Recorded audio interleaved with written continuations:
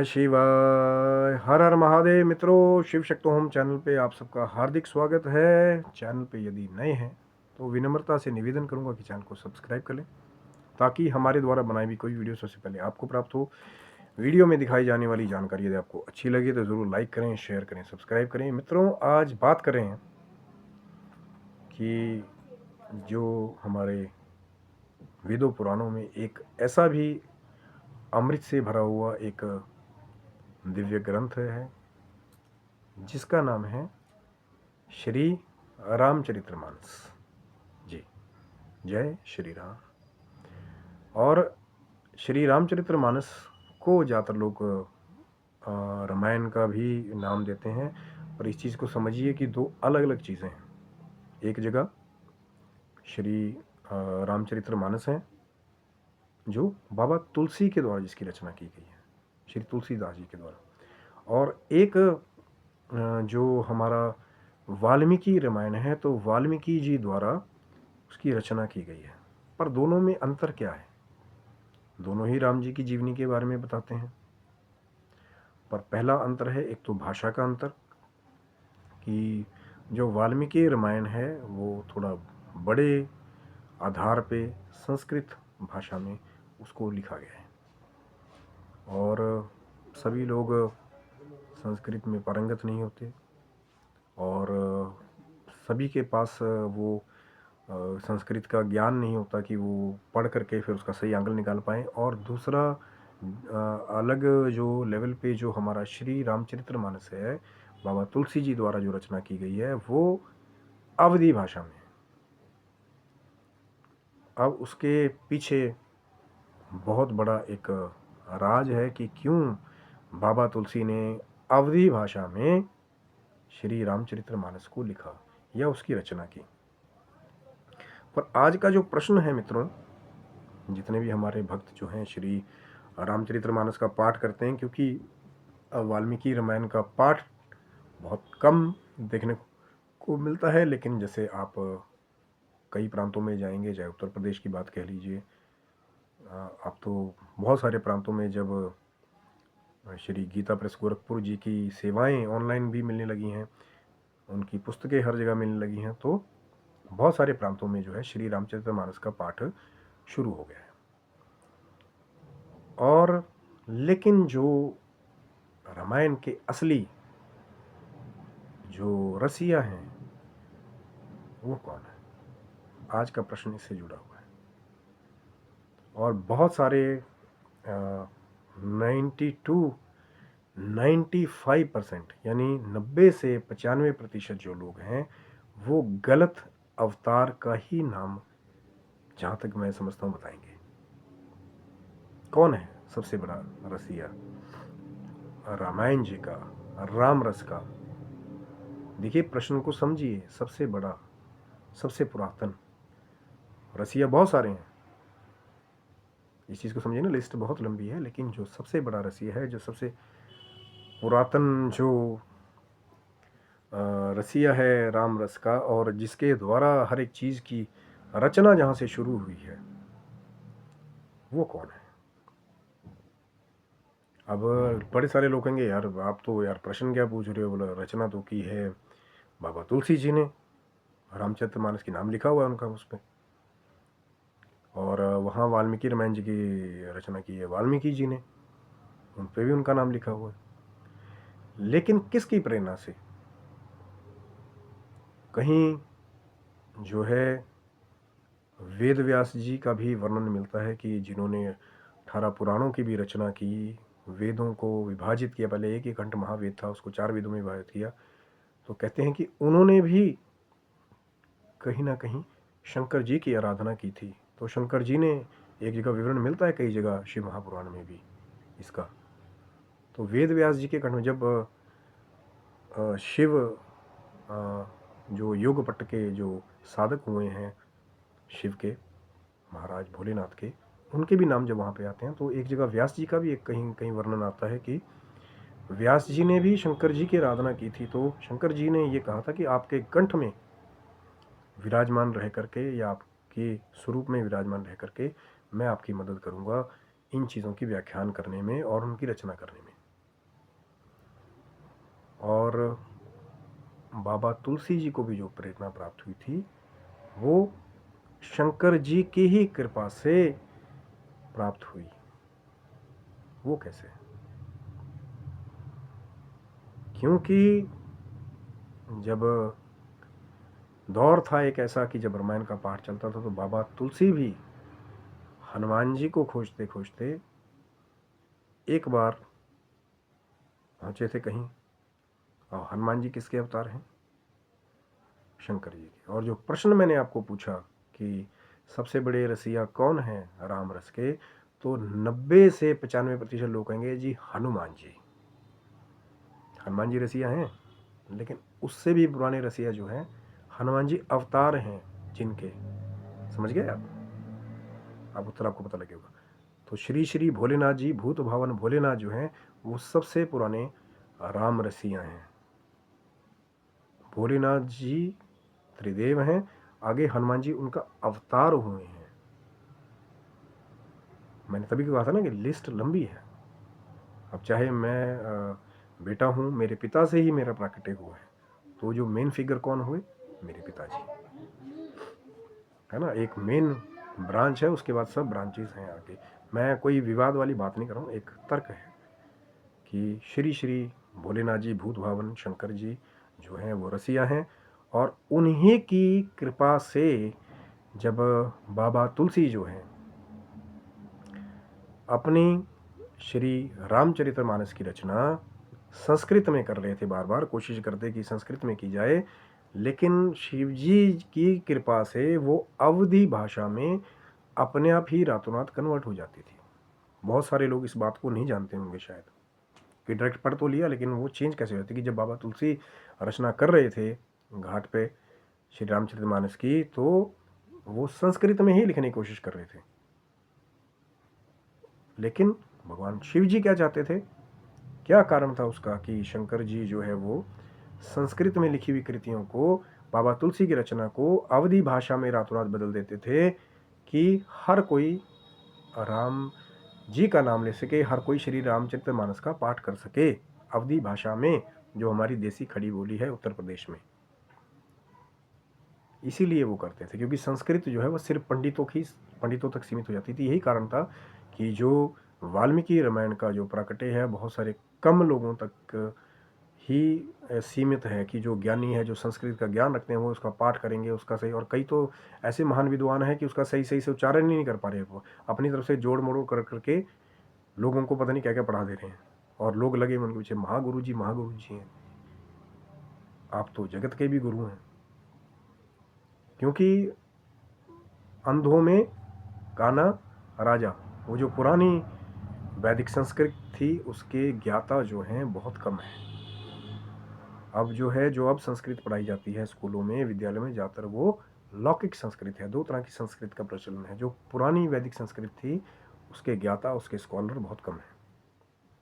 और इसीलिए बाबा भोलेनाथ ये चाहते थे कि जब बाबा तुलसी इसकी रचना करें तो वो अवधी भाषा में चेंज हुए। और आज की डेट में हो भी रहा है कि श्री रामचरितमानस का या सुंदरकांड का पाठ बहुत ज़्यादा देखने को मिलता है इन कंपैरिजन टू जो वाल्मीकि रामायण है, क्योंकि वो बहुत बड़े आधार पे है, संस्कृत में है, तो उसका अध्ययन करने की बस की बात किसी की नहीं। और कई महान विद्वान तो ऐसे लगे हुए हैं कि उससे कुछ लेकर के अपना जोड़ करके एक नया ही फ्यूजन मार्केट में उतार दे रहे हैं, कि जो आधार जिस भाव के साथ वाल्मीकि जी ने उस रामायण को लिखा था वो उद्देश्य ही पूरा नहीं हो पा रहा है। एक वीडियो बनाया था ना बहुत पहले चैनल के ऊपर, चैनल को सब्सक्राइब रखिए, तभी मैं बोलता हूँ ना चैनल को सब्सक्राइब रखिएगा तो पुरानी वीडियो चेक कर सकते हैं, कि सबसे विवादित जो चौपाई है श्री रामचरितमानस की, उसका तो ढेरों, उस पर तो बहुत सारा विवाद है और अलग अलग लोगों ने अपने अपने मत उस पर चेप रखे हैं। लेकिन जिस भाव के साथ बाबा तुलसी की वो रचना हुई, जो भाव बाबा तुलसी कहना चाहते थे कि ढोल पशु गवार शूद्र और नारी सकल ताड़ना के अधिकारी, का एक्चुअल अर्थ बाबा के हिसाब से क्या है, बाबा तुलसी के हिसाब से क्या है, तो लोग लगे हुए हैं उसमें। कोई ताड़ना को मारना पीटना, वीडियो है पहले से चैनल के ऊपर शिव शक्तोहम पे, आप चेक कर सकते हैं उसको, कि सबसे विवादित रामायण की चौपाई यही है, जिसके ऊपर बहुत सारा इंटरनेट पे आप जाएंगे तो बवाल पे बवाल है। और बहुत कम ऐसे अच्छे संत हैं जो उसका सही से उसकी व्याख्या करते हैं, बाबा तुलसी क्या कहना चाहते थे उस मर्म को समझते हैं और उसी हिसाब से आगे ज्ञान का वो एक तरह से समर्थन भी करते हैं, प्रचार भी करते हैं। और कोई ऐसे महानुभाव हैं वो अपने ही मतलब जोड़ ले रहे हैं उनके साथ में, क्योंकि मैंने आपसे बात की ना कि उस भाव को समझना जरूरी है जिस भाव के द्वारा रचनाकार ने उस रचना को किया है। अब वहाँ अपनी बुद्धि लगाने लग जाएंगे तो भैया उन्होंने क्या तपस्या करके, क्या अपना एक्सपीरियंस इकट्ठा करके, क्या साधनाएं करके उसका जो निचोड़ निकाला था वो आपको दिया कि आप उस हिसाब से समझें। अब न्यूटन की लॉ को न्यूटन के हिसाब से समझना पड़ेगा ना, लेकिन अगर आप अपनी उसमें जोड़ते रहेंगे, यार सेब तो ऊपर को भी गिर सकता था। एडिसन ने जैसे लाइट बनाई उसको वैसे समझना पड़ेगा ना। मेरा जो उद्देश्य है आपको बताने का, अगर आप उसको भाव को समझने की कोशिश करेंगे तो बहुत जल्दी वहां पहुंच जाएंगे जहां मैं आपको पहुंचाना चाह रहा हूं कि भोलेनाथ की कृपा से ही जो है वो फिर बाबा तुलसी को प्रेरणा मिली थी। वो लिखते थे संस्कृत में, अवधि में कन्वर्ट हो जाता था। माँ जगदम्बा और शिव जी ने संयुक्त रूप से भी बाबा तुलसी को दर्शन दिए थे। उसके बाद जाकर के फिर उन्होंने श्री रामचरितमानस की रचना शुरू की थी। यह है श्री रामचरितमानस के, जब आप पढ़ते हैं उसको तो उसमें भी आपको मिल जाएगा कि बाबा तुलसीदास जी की माँ का नाम हुलसी था, फिर बाद में तुलसी हुआ। तो नहीं, माफ़ी चाहूँगा कि बाबा तुलसीदास जी का नाम पहले हुलसी था, फिर तुलसी हुआ माँ के नाम के हिसाब से। तो बहुत सारी चीज़ें हैं। तो भगवान भोलेनाथ जो हैं वो हैं असली रामायण के, जो हमारी श्री रामचरितमानस के रचयिता, और उनकी ही कृपा से आगे चला। क्योंकि जो श्री रामचरितमानस का जो संवाद है वो 3 पार्टियों के बीच में चला। जिन्होंने श्री रामचरितमानस का पाठ किया है या पढ़ते हैं कि एक श्रोता वक्ता, यानी कि एक सुनाएगा तो दूसरा सुनेगा ना, तो 2 जोड़ियों के हिसाब से 3 जोड़ियां यानी 3 पार्टियां हुई जिनके बीच में रामचरितमानस का वो संवाद हुआ। पहला कौन सा? पहला संवाद वो हुआ जब याज्ञवल्क्य मुनि और भारद्वाज जी के बीच में संवाद चर्चा शुरू हुई कि प्रयाग में नहाने के लिए गए थे सब महात्मा लोग, तो भारद्वाज जी ने वहाँ चरण कहते हैं पकड़ लिए मुनि के कि मेरे मन में इच्छा है राम कथा सुनने की। तो याज्ञवल्क्य मुनि ने फिर जो राम कथा जैसे जैसे घटित हुई वो भारद्वाज मुनि को वहाँ सुनी। तो पहला संवाद श्री रामचरितमानस में यहाँ से शुरू होता है। दूसरा संवाद किसके बीच में है? दूसरा संवाद जो है वो कागभूषणी जी और गरुड़ जी के मध्य में हुआ।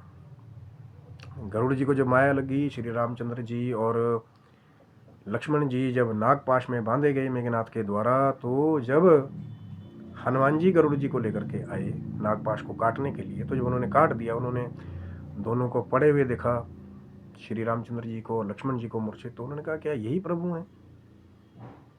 इनका नागपाश तो बंधन काटने के लिए मैं आया हूं। तो जो प्रभु की माया थी वो गरुड़ जी के भी सिर पे सवार हो गई। अब शंकाओं के ढोल बजने लगे उनके दिमाग में कि क्या यही श्री रामचंद्र जी हैं, प्रभु हैं? ये तो मूर्छित पड़े, इनका पाश तो मैं काटने आया। और जब ये माया लगी तो फिर कहते हैं कि वो ब्रह्मा जी के पास गए। ब्रह्मा जी ने फिर उनको कहा कि इसका समाधान जो है शंकर जी करेंगे।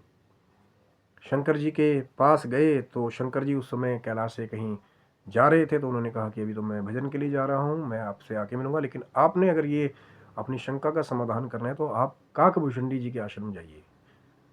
कहीं एक स्थान बताया गया है मेरू के ऊपर भी, नीलगिरी पर्वत के ऊपर भी जा करके, जहाँ पे सब मनुष्य नहीं पहुँच सकते, दुर्लभ दुर्लभ विभूतियाँ वहाँ पहुँचती हैं। तो वहाँ काकभूषणी जी आज भी राम कथा करते हैं कौवे के शरीर में। कथा बहुत लंबी, काकभूषणी जी कौन, चैनल को सब्सक्राइब रखिएगा तो उस पर भी शायद वार्तालाप करेंगे। तो कहते हैं कि जो उनका आश्रम है कुछ कोस तक वहाँ पे कलयुग की एंट्री नहीं है कि जितने क्षेत्र में वो राम कथा करते हैं। तो जैसे गरुड़ जी वहाँ पहुँचे तो उनकी माया समाप्त हो गई। तो दूसरा संवाद किसके बीच में हुआ? फिर वहाँ पे जब पहुँचे तो उन्होंने राम कथा सुनी गरुड़ जी से, काकभूषणी जी से, गरुड़ जी ने। तो दूसरा संवाद जो है, पहला संवाद याज्ञवल्क्य मुनि भारद्वाज जी के बीच में, दूसरा काकभूषणी जी और गरुड़ जी के बीच में, और तीसरा संवाद जो रामचरितमानस में बताया जाता है वो श्री भूत भावन भोलेनाथ और माँ पार्वती के मध्य में हुआ, क्योंकि भैया रचयिता चीजें वहीं से तो शुरू हुई। एक बार त्रेता युग माही शंभु वही कुंभज ऋषि पाही, राम कथा सुनने के लिए वहां गए, वहां लीला की। पता था कि उसी वन में रामचंद्र जी भटक रहे हैं सीता माता को खोजते हुए, तो पार्वती जगदम्बा जी को भी साथ में लेके गए और वहां पे अपनी लीला की कि जाओ आप परीक्षा लेके देख लो। जब परीक्षा लेकर के आ गई माँ जगदम्बा, तो भोलेनाथ ने अपने ध्यान से देख लिया और वहीं पे माँ का त्याग भी कर दिया, जब सती रूप में माँ जगदम्बा थी। फिर आगे चल के ठाकुर जी के ही आग्रह पे फिर दोबारा माँ पार्वती से विवाह किया। ये भी कथा उसमें मिलती है आपको श्री रामचरितमानस में। शिव विवाह का भी छोटा सा एक विवरण आता है, लेकिन वहाँ पे भगवान शंकर जी की भी लीला है, जो वहाँ पे माँ जगदम्बा का त्याग करना, फिर उनको राम कथा सुनाना। क्योंकि राम जी की जब माँ जगदम्बा को त्याग करने का प्रण कर लिया शंकर जी ने, सीता माता बहुत दुखी हो गई, कैलाश पे पहुंची। 87,000 वर्षों के लिए शंकर जी ने समाधि लगा ली, ऐसा विवरण श्री रामचरितमानस में मिलता है। और उसके बाद में 87,000 सालों के बाद में जब अपनी समाधि खोली, माँ जगदम्बा को परेशान देखा सती माता को, तो फिर शंकर जी ने राम कथा फिर माँ पार्वती को सुनाई, जो सती के रूप में थी उस समय। फिर उसके बाद में फिर जब माँ सती को ये ज्ञान मिल गया, रामचरितमानस का ज्ञान मिल गया, तो ये था वो तीसरा संवाद तीसरी पार्टी के मध्य में। तो पहला संवाद याज्ञवल्क्य मुनि भारद्वाज जी के बीच में, दूसरा संवाद कागभूषणी जी और गरुड़ जी के मध्य में, और तीसरा संवाद भगवान शिव जी और माँ पार्वती यानी कि सती रूप में शिव जी और माँ सती के मध्य में हुई। तो ये है वो श्री रामचरितमानस। इसीलिए मैं कहता हूँ कि राम जी के नाम के सबसे बड़े रसिया जो है वो भगवान भोलेनाथ हैं। आगे हनुमान जी तो है ही हैं उनके सेवक अनन्य, लेकिन जो सबसे पुराने हैं, जब हनुमान जी का जन्म भी नहीं हुआ था उससे पहले से कब से शंकर जी ठाकुर जी की आराधना कर रहे हैं, और कब से ठाकुर जी शंकर जी की आराधना कर रहे हैं। त्रिदेव शुरू से जुड़े हुए हैं, जब से वो निराकार तत्व के द्वारा कार्यभार सौंपा गया ब्रह्मा विष्णु महेश को सृष्टि करने का, पालन करने का, संहार करने का। तो वो ओमकार में तीनों एक हैं, जुड़े हुए ना एक दूसरे के। वो उनकी आराधना करते हैं, उनकी आराधना करते हैं। वो और शंकर जी की कृपा से ही आज जो सबसे ज़्यादा रामचरितमानस का सुंदरकांड का पाठ हर जगह होता है कि अवधी भाषा में उन्होंने बाबा तुलसी की रचना को कन्वर्ट कर दिया संस्कृत से अवधी भाषा में, कि हर कोई उसको पढ़ पाए। ये नहीं हो कि कोई पंडित जी आएंगे उनको भारी दान दक्षिणा देनी पड़ेगी तब जाके पाठ होगा, या जैसा अब इस कली काल में हो रहा है कि कई लोग तो गुरु पदवियों पर बैठ करके, वो कुछ लिखा ही नहीं है शास्त्र में, अपनी तरफ से पता नहीं क्या क्या लोगों को पढ़ाई जा रहे हैं, और द्वंद्व में भ्रम में उनके शिष्य भी जी रहे हैं, जो उनके शिष्यों के भी शिष्य हैं वो भी जी रहे हैं। तो जब गोडाउन ही खराब हो गया तो शोरूम का माल तो अपने आप ही खराब हो गया ना मेरे भाई आगे। तो कई जब गुरु ही भ्रष्ट हो गए तो आगे चेले अपने आप भ्रष्ट हो गए। अरिहन वाली विद्या लग गई उन लोगों को कि कुछ नहीं होता, भक्ति भक्ति छोड़ो, भोग विलास में डूब जाओ, और भक्ति करो तो सिर्फ हमारे नाम की करो। लेकिन जो वेद से मंत्र आता है, जो शास्त्रों से मंत्र आता है, मैं बार बार कहता हूँ कि उसकी असीम शक्तियाँ होती हैं। समय जरूर लगता है शावर मंत्रों के कंपैरिजन में वैदिक मंत्रों को सिद्ध करने में, लेकिन जब एक बार उनका प्राकट्य हो जाता है तो फिर सदा के लिए वो आपको फल देता है। वो मंत्र वो जागृत रहता है और आपके अध्यात्म में वो वृद्धि करता है। तो ये था मित्रों आज का वीडियो श्री रामचरितमानस और भगवान भोलेनाथ जी के बारे में। आशा करता हूँ वीडियो आपको अच्छा लगा होगा। अच्छा लगा तो ज़रूर लाइक करें, शेयर करें, सब्सक्राइब करें। चैनल को सब्सक्राइब रखिएगा। हो सकता है कि श्री रामचरितमानस से भी जुड़ी हुई आगे भी कोई चर्चा भगवान शिव ठाकुर जी की कृपा से हो, और आप जो है जब भी वो वीडियो आए तो सबसे पहले अगर आपने सब्सक्राइब किया होगा चैनल को तो सबसे पहले वीडियो आपको प्राप्त होगा। तब तक के लिए आप स्वस्थ रहें, मस्त रहें। आपके पूरे परिवार पर भगवान भोलेनाथ की, ठाकुर जी की, माँ जगदम्बा की कृपा बनी रहे, और आप यूं ही अपने जीवन की भौतिक और आध्यात्मिक उन्नति की ओर अग्रसर होते रहें। तब तक के लिए हर हर महादेव, जय श्री राम, जय माता।